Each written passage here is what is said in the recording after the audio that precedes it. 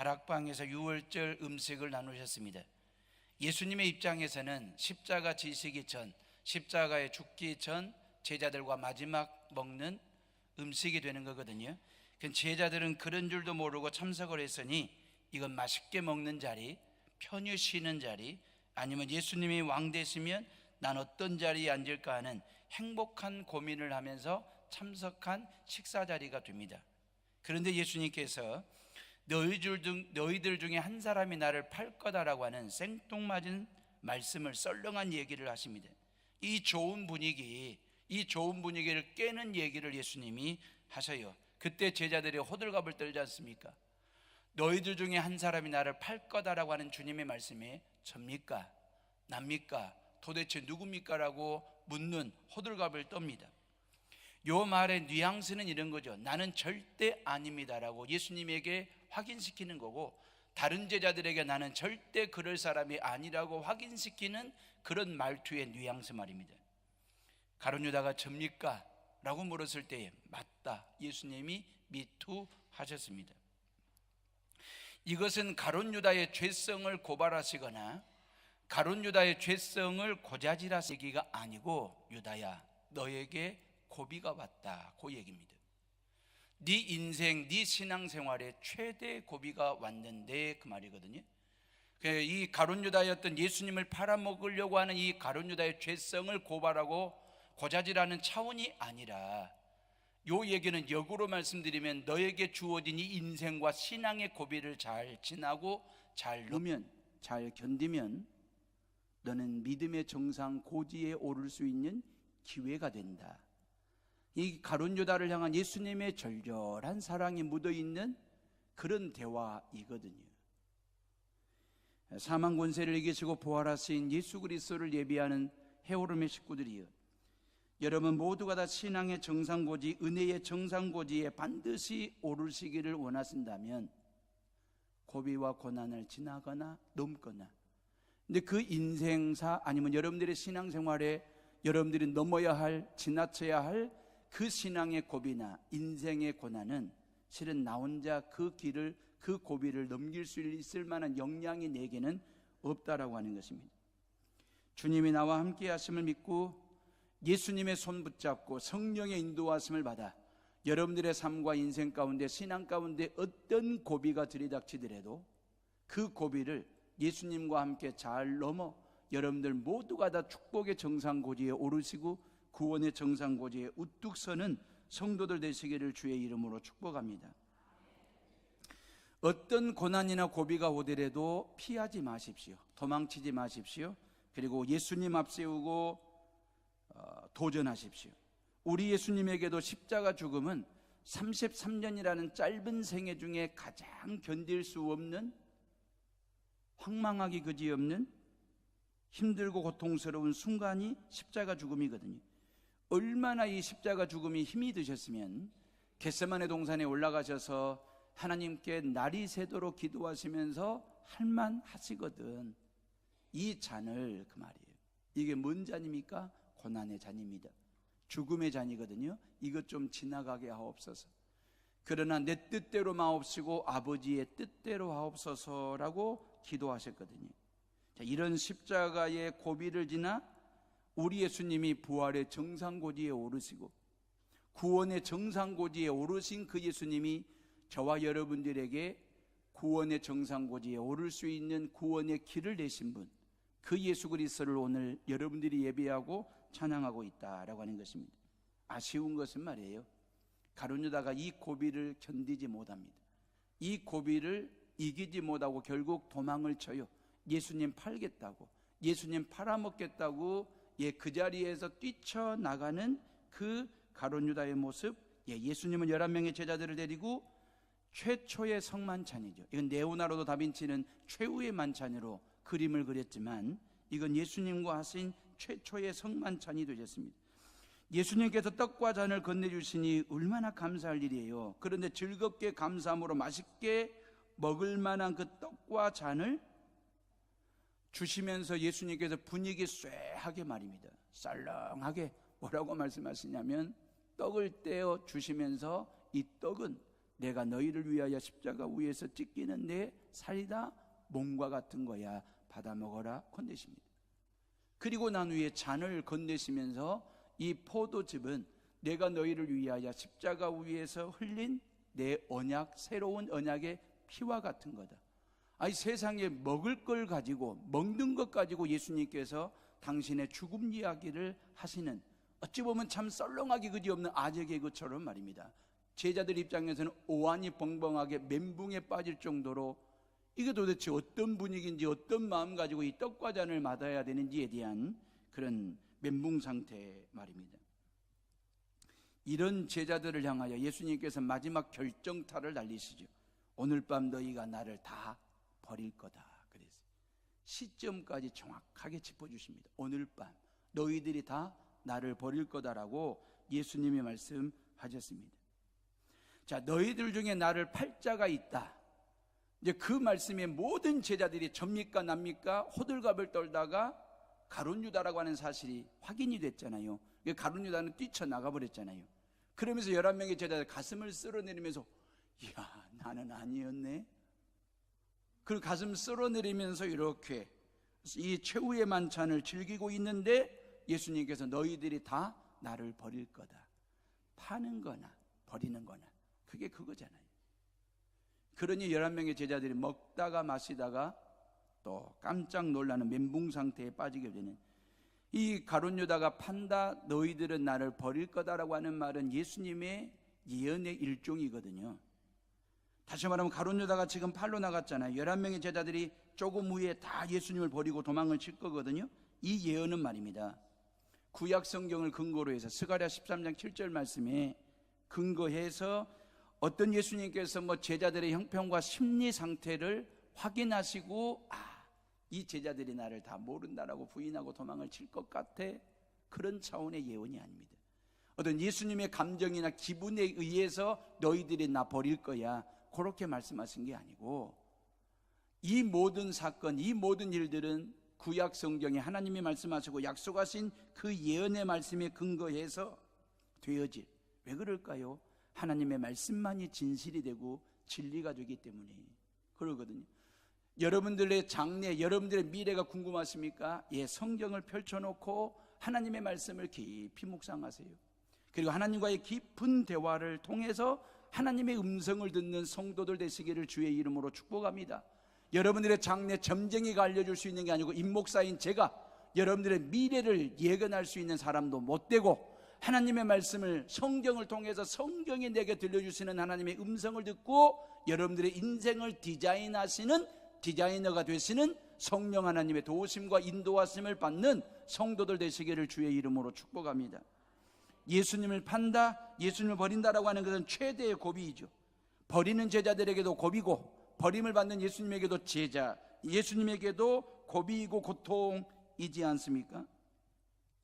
우리가 흔히들 고비를 못 넘겼다라고 하는 말을 쓰잖아요. 이 고비라고 하는 말이 알타이어입니다. 이 알타이어인데 이 고비라고 하는 몽골어인데, 이 몽골어는 거친 땅 그런 뜻입니다. 이 고비라고 하는 말이 거친 땅이라는 뜻인데, 몽골과 중국 사이에 걸쳐 있는 아시아에서 가장 큰 사막 있지 않습니까? 고비 사막 말입니다. 우리가 맞이하는, 반갑지 않은 황사는 이 고비 사막이 발원지가 되거든요.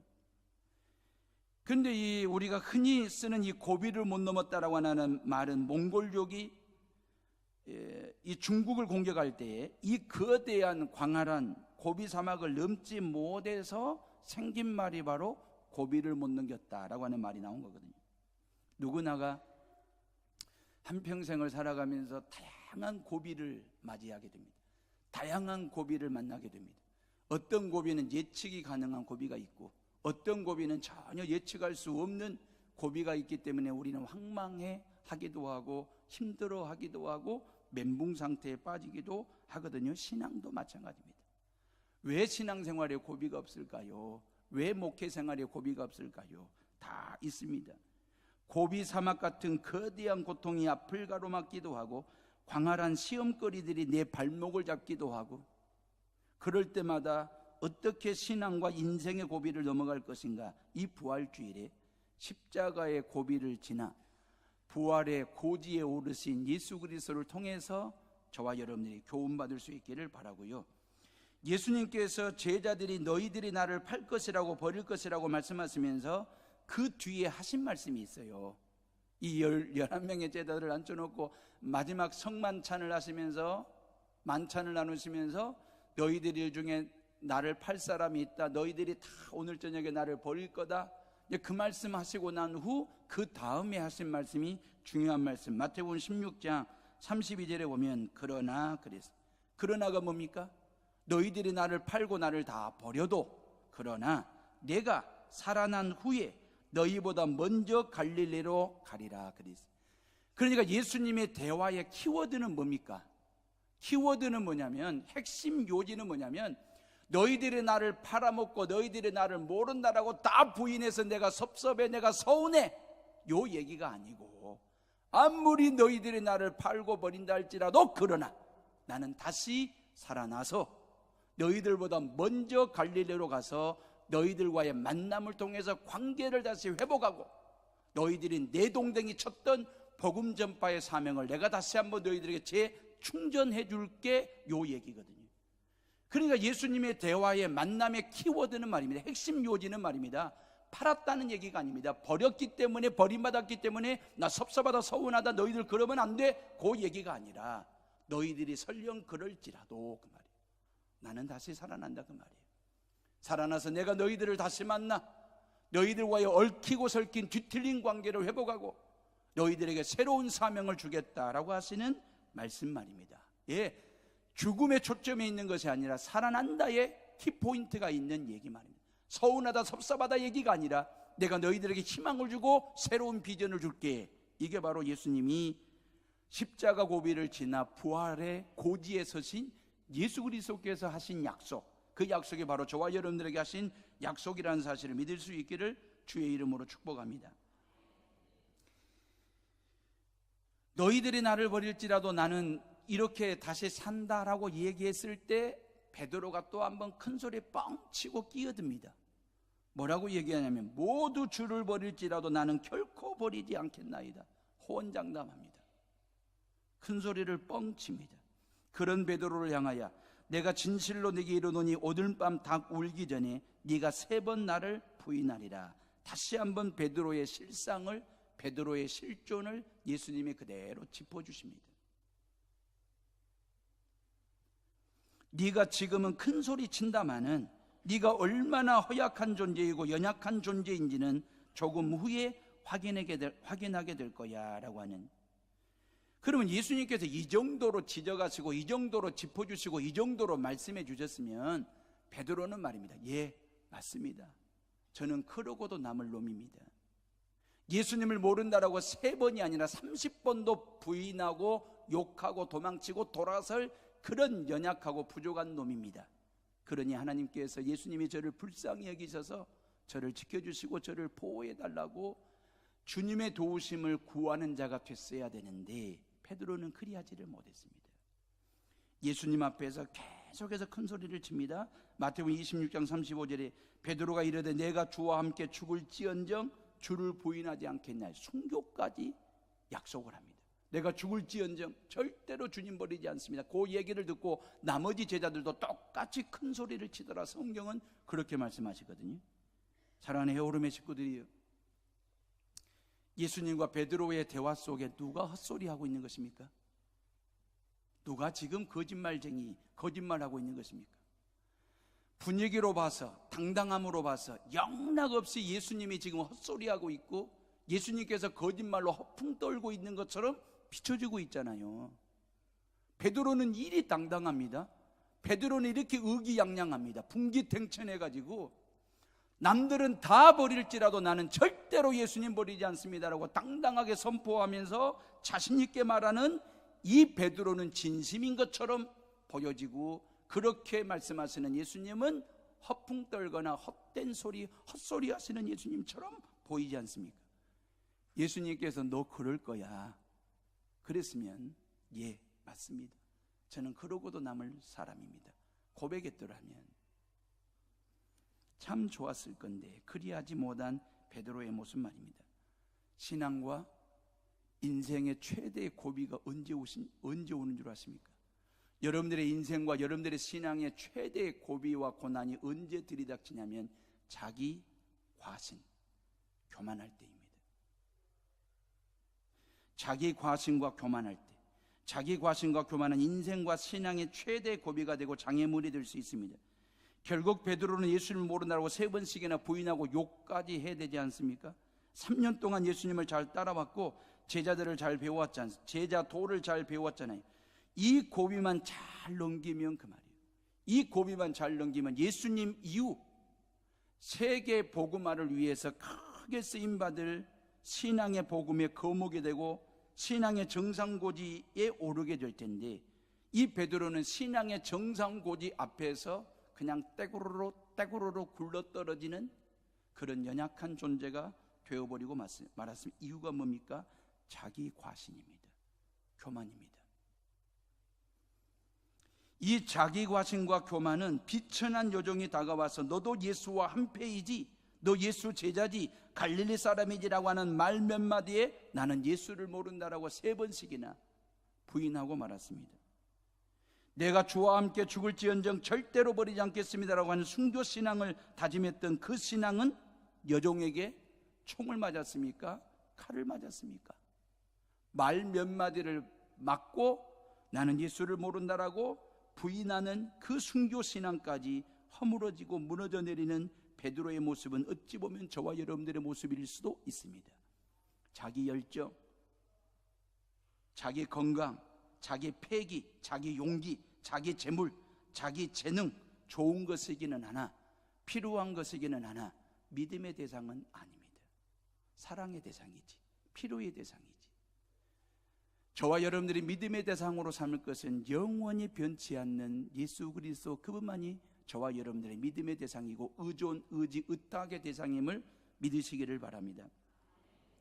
베드로의 최대 고비가 왔습니다. 이게 뭔지 아십니까? 베드로의 최대 고비는 뭐냐면 예수님의 제자라는 신분과 예수님과 같은 패라는 것 때문에 엮여가지고 죽을지도 모른다라는 건 죽음의 고비가 아니라 결정적인 순간에 난 예수 모른다라고 부인했던 신앙의 고비입니다. 이대로 내버려두면 영적으로 내리막길로 내달리게 될 것이고 죽음의 길로 갈 게 뻔해요. 베드로 이대로 내버려두면, 이대로 방치방관하면 그 베드로는 떼굴떼굴 굴러가지고 어디까지 영적으로 죽는 그 죽음의 고비의 자리까지 굴러갈 가능성이 있는 믿음의 정상고지로 유턴시켜야 되지 않겠습니까? 그래서 하나님은 꼭 끼요 닭을 울게 하셨습니다. 꼭꼭꼭꼭꼭꼭꼭 끼요. 이 동네 저 동네에서 새벽이 됐다고 우리 아련한 추억으로 들려왔던 그 닭 울음소리 말입니다. 닭의 배가 고프다고 모이 좀 달라고 꼭꼭꼭꼭꼭 했어.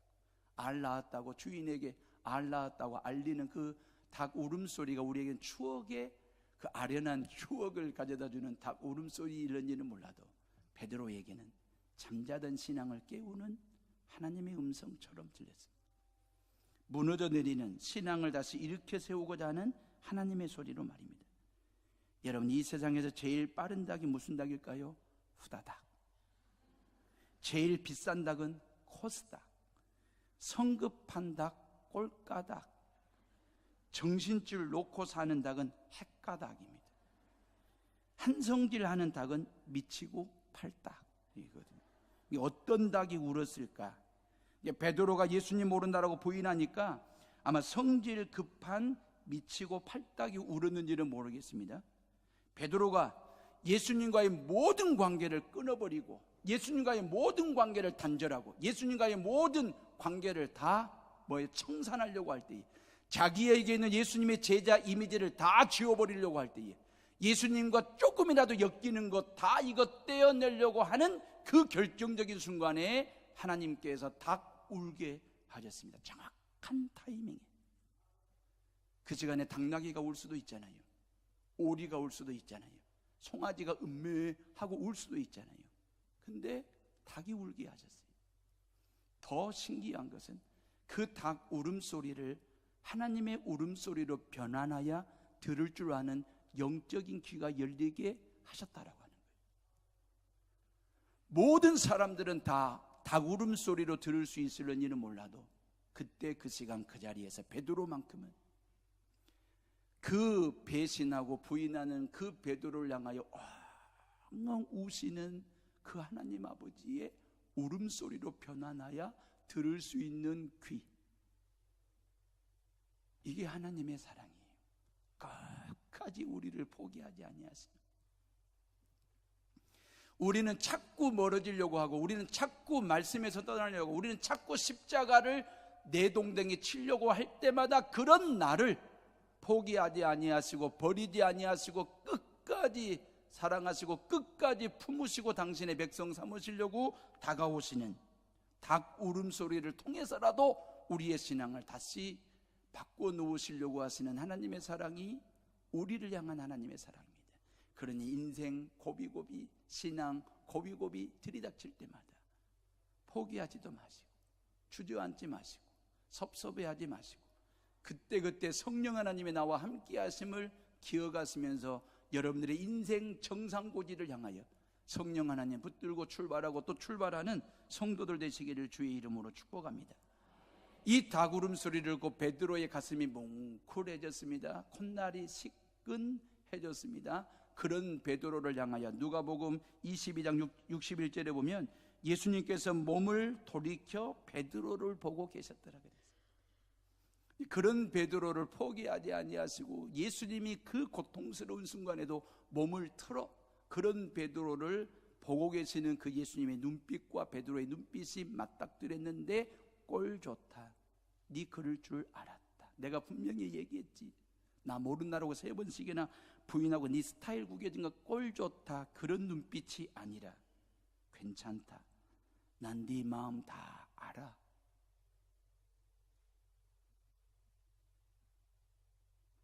절망하지 말고 희망을 가져라, 포기하지 말고 전진하자. 그 눈빛으로 그 베드로를 내려다보고 계시는 그 예수님과의 눈빛 교환, 여기에 희망이 있는 것입니다. 베드로가 다시 일어설 수 있는 가능성, 베드로가 다시 사명자로 목회자로 다시 하나님 앞에 우뚝 서게 될 그 희망은 그 베드로를 포기하지 아니하시고 보고 계시는 그 예수님의 시선에서 희망이 있고 그 예수님의 바라봄이 우리에게 희망이 되고 나에게서 잠깐도 시선 떼지 아니하시면서 신앙의 정상고지를 향하여 복음의 정상고지를 향하여 끝까지 오를 수 있도록 내 옆에서 성령 하나님을 통하여 응원하시고 격려하시고 힘을 북돋아 주시는 그 하나님이 계시기를 아무리 내가 교만하고 또 교만하고 또 교만한 그런 나를 끝까지 사랑하시는 하나님 아버지 은혜에 희망이 있는 것입니다. 누가복음에 보면 베드로의 신앙 회복, 관계 회복에 대해서 더 구체적으로 말씀하시는데 누가복음 22장 31절 32절에 보면 시몬아 시몬아 베드로잖아요. 베드로야 베드로야 봐라, 사탄이 밀가부르듯이 하려고 너를 청구했다 그랬어요. 사탄 마귀가 이 베드로를 비롯해 제자들을 데리고 이 키질 하려고, 이 키지 위에다가 밀가부르듯이 이렇게 하려고 가지고 놀려고 너희들을 청구했다. 그러나 그 말, 내가 너를 위하여 네 믿음이 떨어지지 않기를 기도하였노니 너는 돌이킨 후에 네 형제를 굳게 하라 그랬습니다. 결정적인 순간에 베드로가 예수님 모른다라고 부인하고 욕할 때 신앙과 인생의 최대 고비이잖아요. 그때 예수님께서 베드로를 향하여 내가 너를 위하여 네 믿음이 떨어지지 않도록 내가 기도할게 그랬습니다. 네 믿음이 떨어지지 않도록 내가 너를 위해서 기도할게. 다시 신앙과 영역을 회복하여 모든 그리스도인들의 믿음이 굳건하게 서도록 하는데 쓰임받는 신앙의 거목이 되도록 신앙의 정상고지에 우뚝 서서 네가 믿음의 거목이 되고 거장이 되고 거성이 되고 거인 될 때까지 네 믿음이 떨어지지 않도록 내가 너를 위해서 기도할게. 이게 예수님의 모습입니다. 바로 저와 여러분들이 믿고 있는 그 예수 그리스도께서 우리 모두를 위해서 말입니다. 어찌 보면 베드로, 네 믿음이 떨어지지 않도록, 임지영이 네 믿음이 떨어지지 않도록 내가 기도할게. 예수님은 당신의 목숨이 십자가 위에서 떨어지는 것보다도 베드로의 믿음이 떨어질까 봐 그걸 걱정하시면서 기도하시겠다 그랬어요. 예수님은 당신 죽는 것보다도 베드로의 믿음이 떨어져 죽는 것을 더 걱정하시면서 기도하신다라고 말씀하셨는데, 그 예수님이 바로 저와 여러분들의 예수 그리스도이심을 믿으시기를 주의 이름으로 축복합니다. 우리 모두가 다 믿음이 떨어지지 않도록, 하나님의 은혜가 떨어지지 않도록, 이 시간 이 예배를 드리고 이 예배를 드리면서 구원의 감격을 가지고 이 주님의 사유가 피를 상징하는 떡과 잔을 먹고 마심으로 예수님과 내가 하나 되었음을 알고 세상에 나아가 빛과 소금의 사명을 감당하라고 하는 그 사명이 떨어지지 않도록 이 예배를 드리고 세상으로 나아가는 모든 성도들의 뒷꼭지를 향하여 우리 예수님께서 뭘 기도하시냐면, 너희들의 믿음이 떨어지지 않게 기도할게 그러십니다. 이 음성을 듣고 세상으로 나아가는 성도들 되시기를 주의 이름으로 축복합니다. 항상 우리를 위하여, 그 말이에요.